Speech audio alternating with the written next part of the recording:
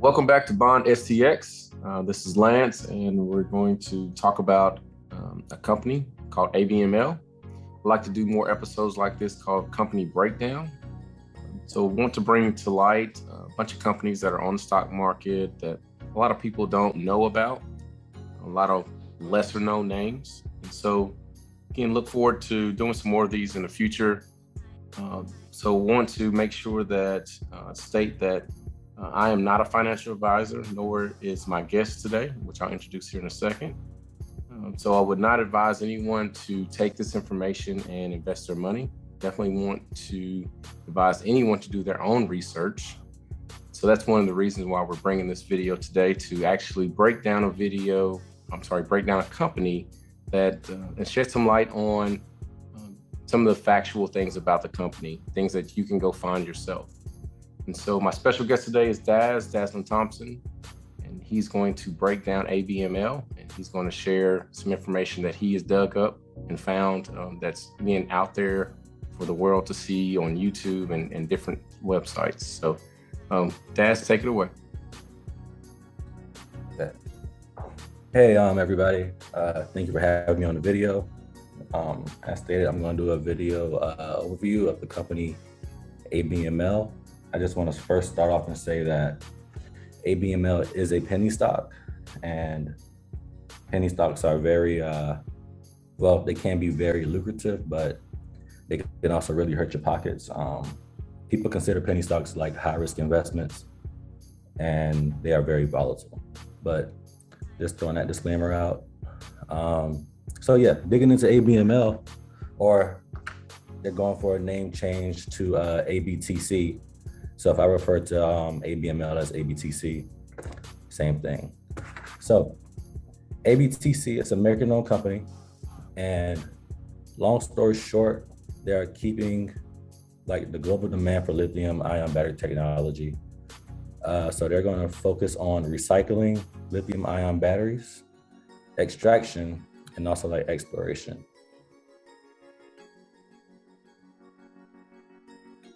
Here's the leadership that kind of sticks out for ABML. So their CEO/CTO, Ryan Melsert. He has over 20 years of experience as a CEO and CTO. Ryan also served as the R&D manager for Tesla's Gigafactory Battery Materials Processing Group. That's a pretty big deal. So he's an ex-Tesla guy. Also back in their company, they received a $4.5 million grant from the Department of Energy. That was around last year in January timeframe. Some insiders. Actually, let me back up. So concerning the grant, here is the actual link. And Lance, I'll send you the links later on as well.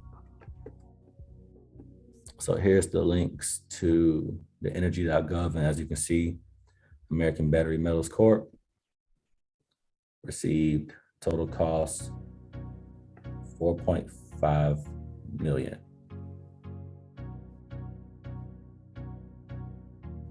Okay.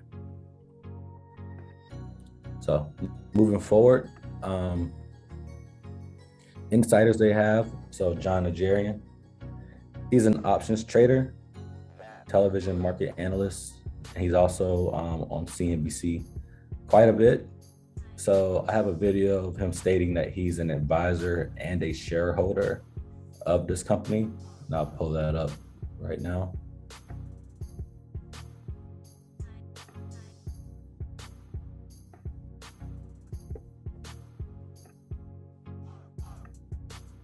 So start the video.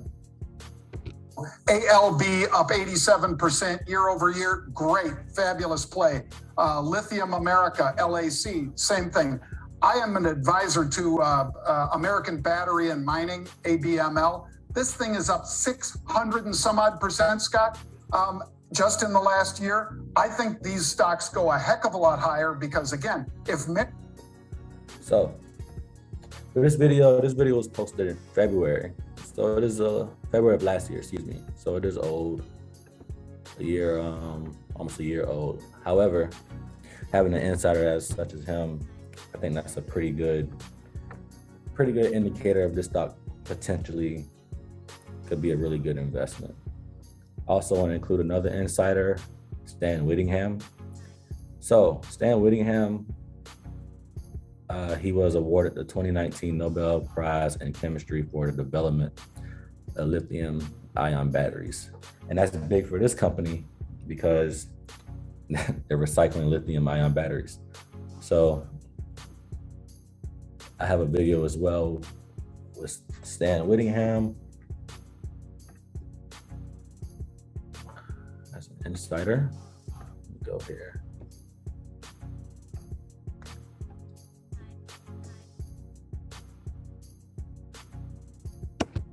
From the other two groups. So we put in a proposal last summer where essentially we will recycle full battery packs these automakers give us.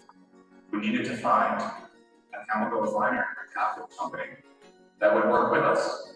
And we ended up partnering with BASF again on this grant opportunity. And then the third partner is we needed somebody to make full battery cells to work with us in this project.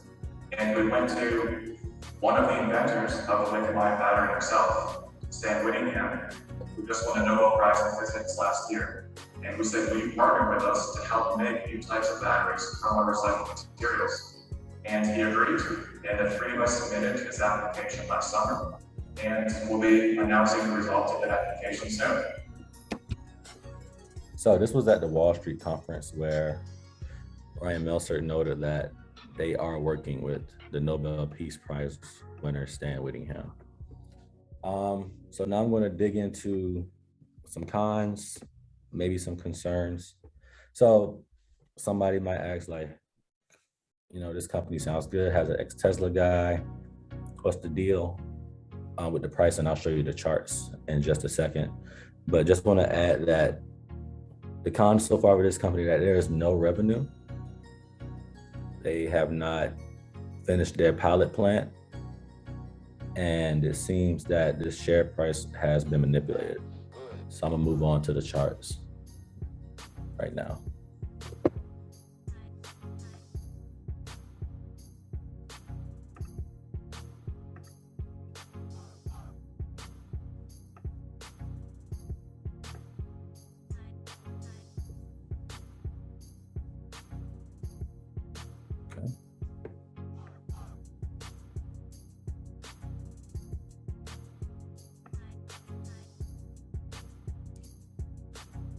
Okay, so looking at the charts from ABML, this is roughly 3 years out. I'm just gonna go from 2019 and now I'm gonna go forward. So for 2019, it hit a low of 0.02, literally 2 pennies. And with the news of some grants, the news of them recycling, everything, that's where I get into like the manipulated share price. It went up to a high of $4.90. And then from that peak, it's just been going down from a downturn. So relevant wise, I would say, I would consider this chart very bearish. However, if I was to invest in this company, this is something I could see as a long-term hold in general. However, I would watch it for now and see what it could go to. So I'm gonna go to my indicators here for a little bit. So it failed to support at 120 on this downturn, and now it's at 84 cents, which actually really surprised me because on the previous video recently, I was comfortable with buying it at $1, which is okay. It's at an even more discounted price. So if I were to look at getting into ABML now, I probably would definitely be more sure to get in if I was to decide to buy. But I will say, like I mentioned earlier in the start of the video, that it is a penny stock. It's very volatile, and I wouldn't invest anything that I couldn't afford to lose. Lance, you have any questions or anything I probably skipped over? Yeah, while you're on your charts, if you could zoom out to was it 3-year chart you had there? I did have a question. What do you think stimulated that manipulation in early 2020? Was that related to the time they got the DOE money, or the news that we just watched with Jon mentioning that on CNBC? Yeah, so I think that's when people realized that it was on CNBC, a few of the grants. Another small factor I would say, people, I noticed in the subreddit, and penny stocks kind of blew it up as well. So yeah, I would be aware of that. I would say, I think the main catalyst for that was just off of hype of lithium recycling and everything. And I think that's also in the whole EV market, and the OTC market was booming around that time frame. Okay. Then my next question I have, so since it's broken, looks like it's broken its support around the $91 range, do you feel like it's possible it could fall back to the 70 cents or 50 cent range? Would that be something you see that price falling back to, or do you feel like it will be able to hold strong around the 80s? Yeah, so I'll go back to November of 2020. Oh, excuse me, this is January, excuse me. It tested at 71 cents here. Mm-hmm. And the way it's going now, it's failed really, really terribly at, I thought was a pretty good support at 97 cents.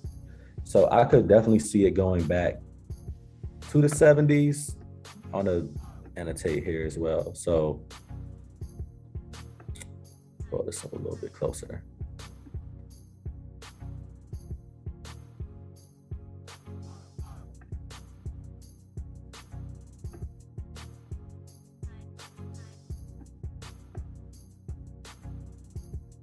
All right, here we go. Uh-oh.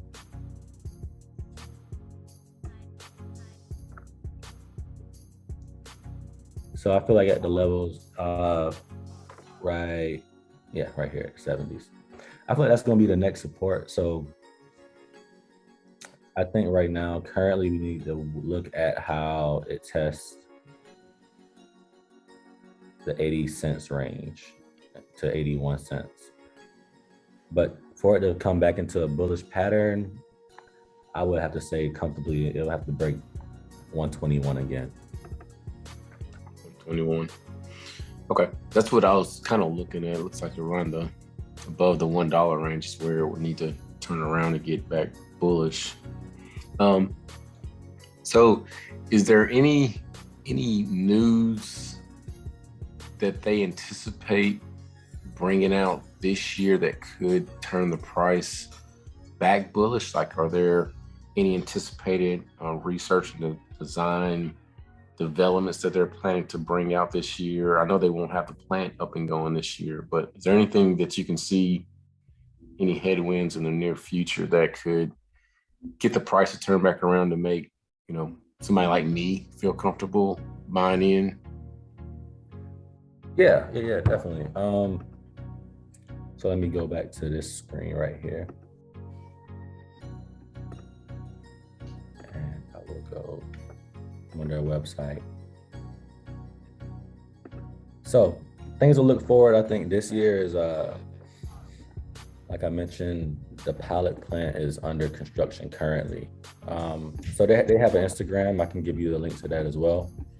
But they are currently building the plant. They've graded the land. They poured concrete, and get some more info on that for you. They do plan to start having revenue, I want to say this year. So I think once they start mining and everything and generating revenue, that's going to be a big thing. So I know also recently they have sent samples to, give me 1 second. Make sure I'm giving you the accurate information.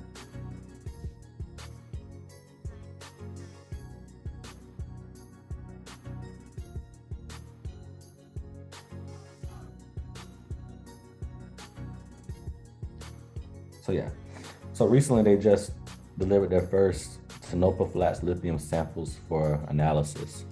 So pretty much they're getting where they believe the lithium is at the plant area, tested to furthermore say that, hey, this is a good research area that we already believe that was in that area in Nevada. So hopefully that answers your question, I hope. Yeah, that does.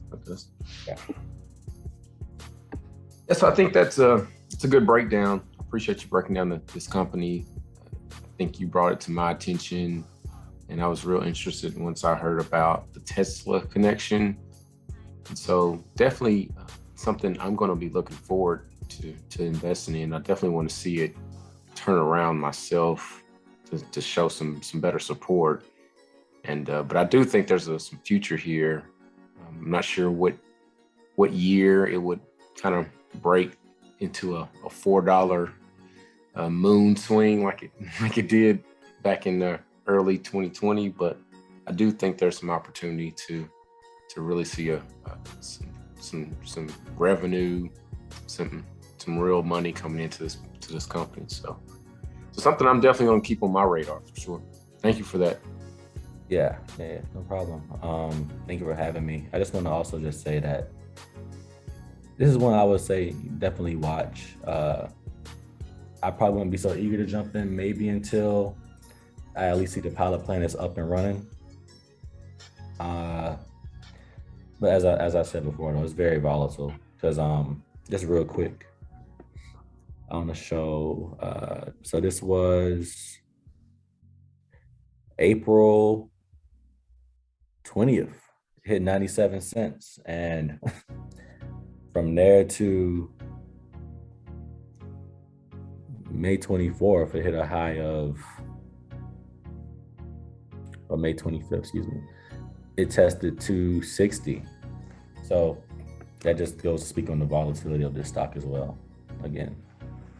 So it's one of those things, if you're comfortable just holding it for a few years or whatever your percentage goal is, have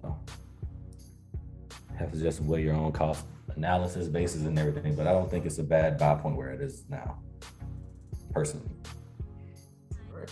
No, I appreciate it. Thank you. And definitely stay tuned, audience, for some more company breakdowns, as I call them.